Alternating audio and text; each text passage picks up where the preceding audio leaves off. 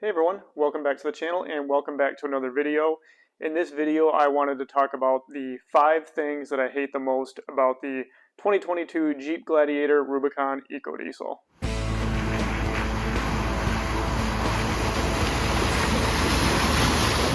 So the very first thing that I really disliked about this Gladiator when I first got it is it felt like it had a little bit of loose steering in it. I had it stock for about a month or so, and I noticed the steering was just a little off. You'd be going down the expressway around 70 miles an hour, let your hand off the wheel, and the front end just wanted to wander a little bit.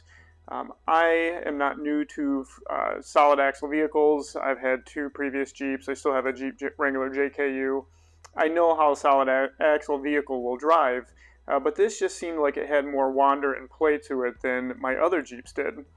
So, and then when I put the 2.5-inch lift and the 37s on, it just basically exacerbated the problem. So I did find a fix for this. One of the things I installed was the Synergy sector shaft brace. I did a bunch of research on this and found out that this potentially could be a fix for this problem. So I did have that installed, and so far so good. I've had no more issues with loose steering, and it's been a good product so far. The next thing that I really don't like about the Gladiator is the long wheelbase in the fact for off-roading. For going down the road, it's great.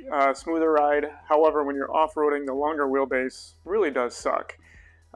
If you are using this vehicle to mainly just off-road in, I would almost suggest just getting a Wrangler, 2-door, 4-door. It's going to have a much better breakover angle and departure angle.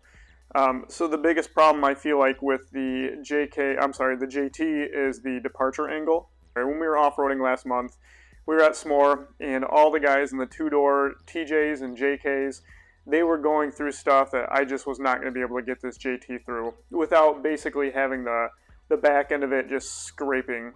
The back end is where your spare tire is at, and if you're going to come down on something, you're going to come right down on that spare tire, potentially, popping it, putting a hole in it. They really need to make a skid plate system back there.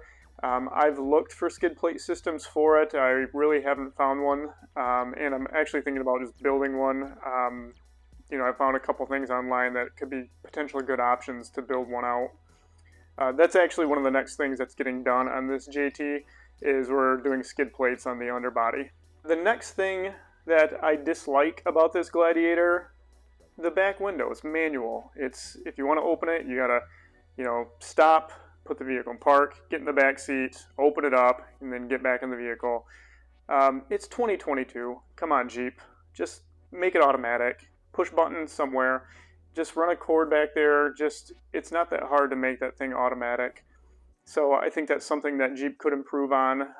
I know it's a Jeep. It's supposed to be manual, but at the same time, we just need to get that so it's to power. So the next thing that I really don't like about the Gladiators is I honestly think they look ridiculous in stock form.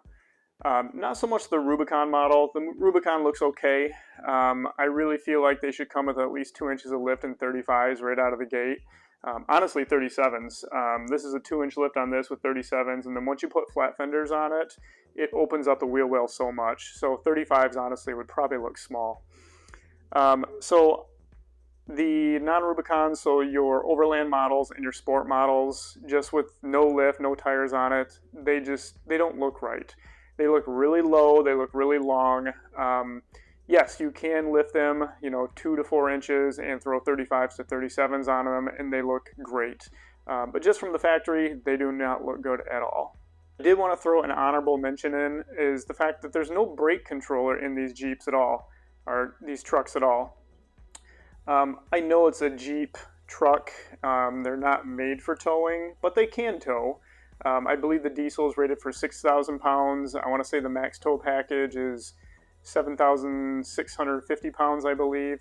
So they can tow a decent amount of weights, so you can, tow most campers. However, there's no trailer brake controller in any of these Jeeps. Maybe that will be an aftermarket option in the future. However, I think it should just come straight from factory. And the very last thing that I hate about this Jeep Gladiator, and this is just the diesel model, is diesel exhaust fluid. It's a pain in the butt.